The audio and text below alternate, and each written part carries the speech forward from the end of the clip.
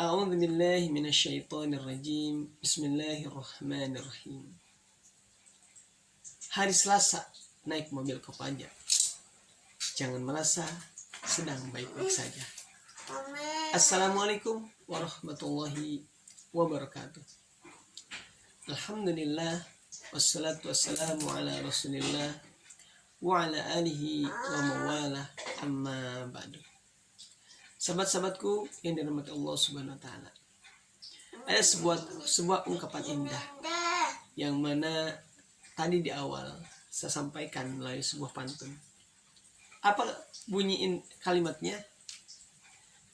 Beliau menyampaikan, jangan merasa sedang baik-baik saja ketika kita sudah mulai telat sholat, sudah mulai malas berdoa, sudah mulai lalai berzikir, bahkan sudah merasa berat ketika membaca Al-Quran. Kenapa? Karena kebanyakan orang itu tidak tahu kalau ia sedang dihukum dengan dicabutnya rasa nikmat dalam ketaatan. Masya Allah. Kita kadang berpikir, biasa aja, gak ada hukuman. Kita mungkin terpikir kayaknya hukuman nanti ketika kita sudah meninggal ketemu Allah baru kita akan dihukum. Tapi kalimat ini ternyata menyampaikan enggak nunggu mati.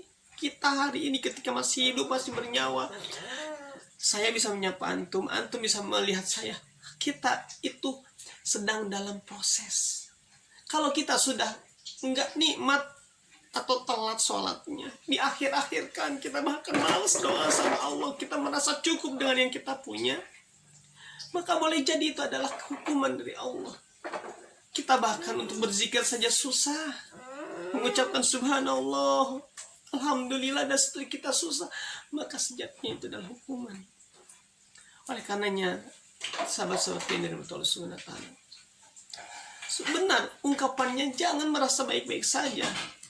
Kita mungkin merasa baik-baik saja, semuanya dimudahkan, segala sesuatu yang kita inginkan ada. Tapi ketika rasa nikmat ketika beribadah sebagaimana Rasulullah, bahkan beliau sampai rela, saking nikmatnya beribadah, rela bengkak kakinya untuk qiyamul lail. Tapi kita untuk pergi ke masjid saja kadang ogah. Makanya dengan melalui channel ini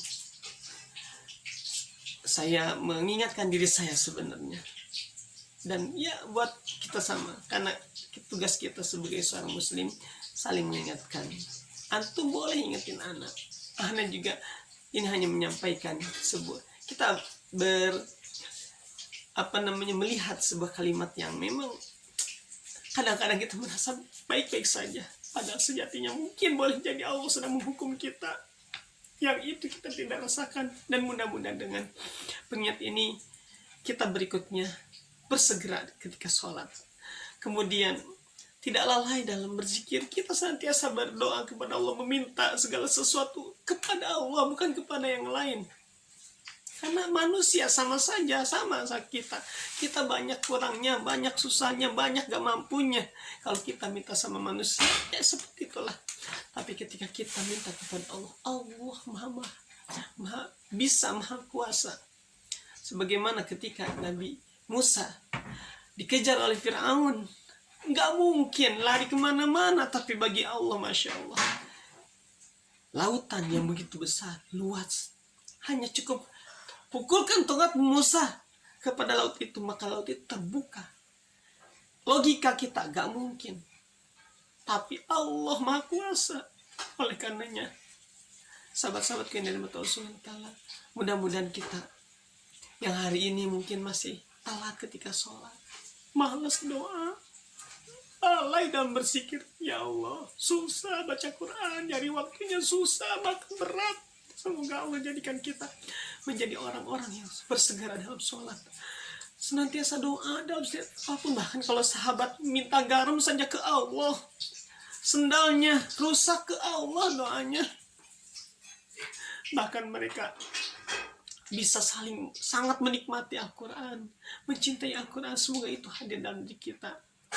Karena buat Allah nggak mudah, nggak susah buat Allah nggak susah menghadirkan dalam diri kita kecintaan untuk sholat, senantiasa doa dan tidak lalai dalam berdoa, pun juga menghadirkan rasa cinta dalam berinteraksi dengan Al-Quran yang menjadi kalamnya.